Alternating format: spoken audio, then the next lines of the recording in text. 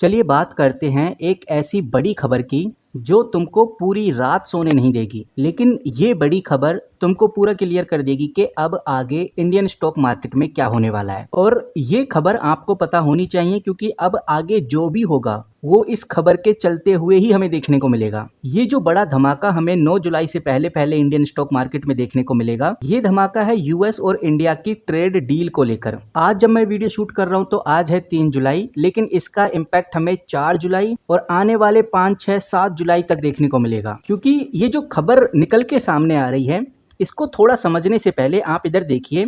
US ने recently Vietnam के साथ एक ऐसी डील की जहां पर इंपोर्ट पर 20% या उससे भी कम टैरिफ लगा दिया और यूएस के एक्सपोर्ट टैरिफ को 0% कर दिया। ये बात आप क्लियरली इधर देख सकते हैं। और सबसे बड़ी और इम्पोर्टेंट बात ये है कि ये सब कुछ देखकर जो इंडियन इन्वेस्टर हैं, यानी इंडिया की जो मार्केट है, उसको एक बड़ी उम्मीद है कि जितनी भी एक्सपोर्ट ओरिएंटेड कंपनीज हैं जैसे ऑटो और फार्मा सेक्टर, उनके लिए बड़ी अच्छी खबर है। क्योंकि यूएस ने वियतनाम के साथ जो किया है, जिस तरह की डील साइन की है, वो इंडिया के साथ भी होने वाली है। अब सवाल ये आता है कि भाई यूएस ने वियतनाम के साथ जो डील साइन की है वो काफ़ी अच्छी है वियतनाम के लिए, तो इंडिया को ऐसा क्यों लग रहा है कि भाई इंडिया के साथ भी सेम डील साइन हो सकती है? ऐसा इसलिए क्योंकि इसी आर्टिकल में आपको ऊपर देखने को मिल जाएगा, आप इधर देखिए कि यूएस के जो प्रेसिडेंट हैं डोनाल्ड ट्रंप ने खुद ये बात बोली है कि इंडिया के साथ जो हम ट्रेड डील करेंगे वो मच लेस टैरिफ के साथ करेंगे, यानी इंडियन गुड्स पर कम टैरिफ लगेगा। और ये सारी जो बातें मैं आपके सामने रख रहा हूँ, ये आपको याद दिलाना चाहूंगा। मैं हूँ मनी कंट्रोल पे, मैंने मनी कंट्रोल पे ये आर्टिकल खोला हुआ है। आप इस आर्टिकल की डेट चेक करिए, 3 जुलाई 2025, यानी कि ये आज का ही आर्टिकल है। और इसी आर्टिकल में हमें ये चीज देखने को मिल रही है। और ये जो न्यूज है, ये जो आर्टिकल में बताया जा रहा है मनी कंट्रोल के द्वारा, ये बताता है कि भाई 3 जुलाई यानी कि आज ऑटो और फार्मा सेक्टर के स्टॉक्स में तेजी भी आई है।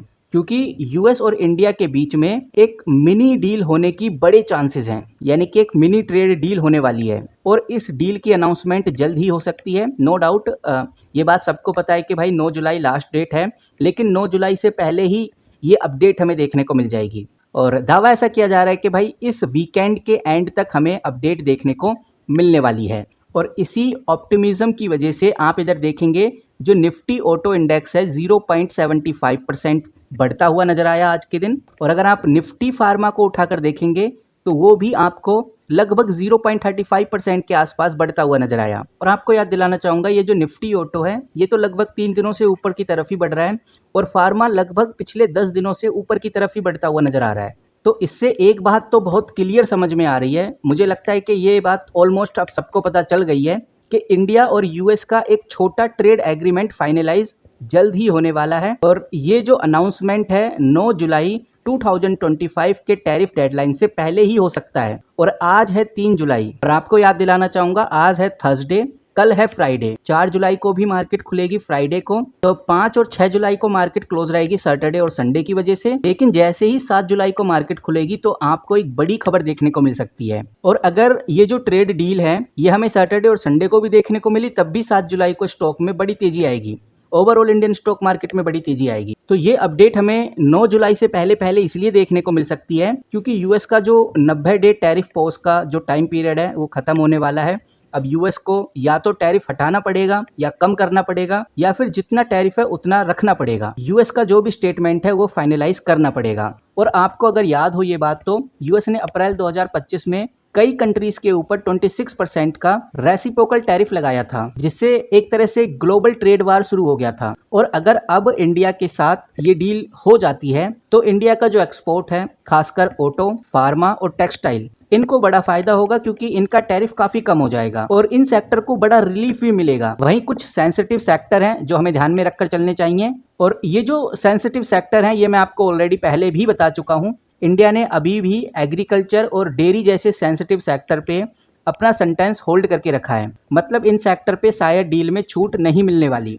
तो ये बात तो इस आर्टिकल ने बहुत क्लियर और अच्छे शब्दों में समझा दी है कि इंडिया और यूएस के बीच में ट्रेड डील होने वाली है, एक मिनी ट्रेड डील जल्दी होने वाली है, जिससे फार्मा और ऑटो सेक्टर तेजी से बढ़ सकता है। और अगर हम आज के दिन मार्केट का रिएक्शन चेकआउट करें तो इससे और कंफर्मेशन मिल जाएगा कि अब आने वाले दिनों में ऑटो सेक्टर और फार्मा सेक्टर तेजी पकड़ सकता है। सबसे पहले आप इधर देखिए, मैंने निफ्टी ऑटो इंडेक्स खोला हुआ है। आज निफ्टी ऑटो इंडेक्स लगभग 0.44% के आसपास बढ़ता हुआ नजर आया और लगभग पिछले 3 दिनों से बढ़ता हुआ नजर आ रहा है। कुछ टॉप गेनर में भी ऑटो सेक्टर की ही कंपनीज हैं।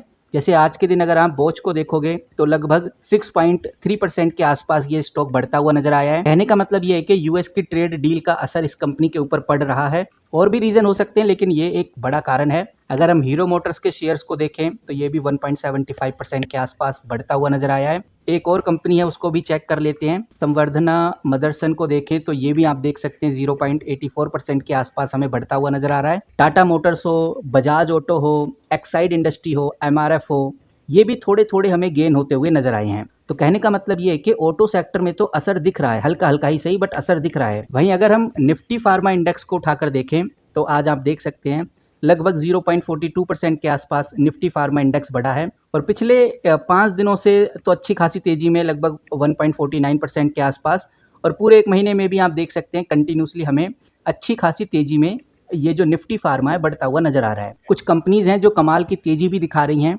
जैसे अगर आप नेटको फार्मा देखेंगे तो आज 5% के आसपास बढ़ता हुआ नजर आया, आप देख सकते हैं। उसके बाद अगर हम अजंता फार्मा को देखें तो ये भी हमें लगभग 3.37% के आसपास बढ़ता हुआ नजर आया और अगर हम IPCA लैब को देखें तो ये भी लगभग 3% के आसपास हमें ग्रो होता हुआ नजर आया।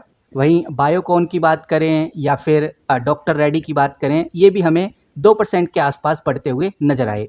इतना ही नहीं गाइज, सिप्ला की बात कर लो, ग्लेनमार्क फार्मा की बात कर लो, जायडस लाइफ की बात कर लो, सन फार्मा की बात कर लो, इनके अंदर भी हमें मार्जिनल गेन तो जरूर देखने को मिला। तो कहने का मतलब ये है कि फार्मा सेक्टर हो या फिर ऑटो सेक्टर हो, इसमें हमें ग्रोथ देखने को मिल रही है। और यहाँ पर ये बात बिल्कुल सही है और इन्वेस्टर्स को जो लगता है बिल्कुल सही लगता है कि ट्रेड डील से कंपनी के एक्सपोर्ट को बूस्ट मिलेगा, क्योंकि यूएस एक बड़ा मार्केट है और स्पेशली फार्मा के लिए बहुत पॉजिटिव पॉइंट है, क्योंकि यूएस इंडिया का 33% फार्मा एक्सपोर्ट ऑब्जर्व करता है। यानी कि इंडिया की जो फार्मा कंपनी है यूएस में 33% का एक्सपोर्ट करती हैं। तो ओवरऑल जो मोटा मोटी बात समझ में आ रही है कि अप्रैल 2025 के टाइम पे ट्रंप ने कई कंट्रीज के ऊपर 26% का टैरिफ लगाया था, लेकिन बाद में 90 दिनों का पॉज भी कर दिया, यानी टैरिफ को रोक दिया 90 दिनों के लिए, जो कि इंडिया के लिए जुलाई 2025 में खत्म हो रहा है, जिसकी लास्ट डेट 9 जुलाई है।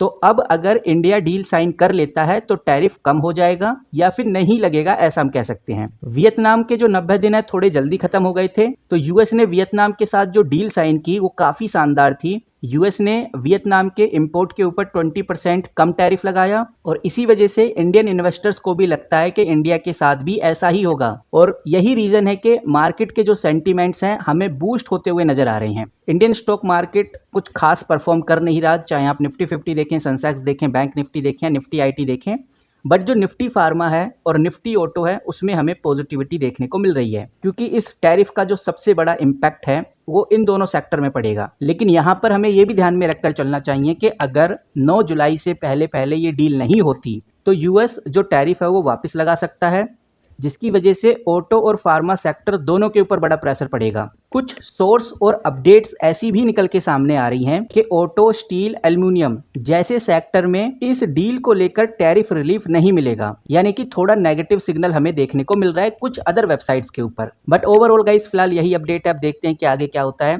अगर आप इसी तरह से अपडेटेड रहना चाहते हैं तो इस वीडियो के फर्स्ट कमेंट बॉक्स में यस जरूर टाइप करिए। यस टाइप करने से मुझे आइडिया लग जाएगा कि आप वाकई में जानना चाहते हैं कि अब आगे क्या होने वाला है, किन किन कंपनीज पे हमें ध्यान रखना है। उसके लिए आप चैनल को सब्सक्राइब भी करके रख सकते हैं। वही मिलते हैं किसी नए वीडियो के साथ, तब तक के लिए take care and good bye.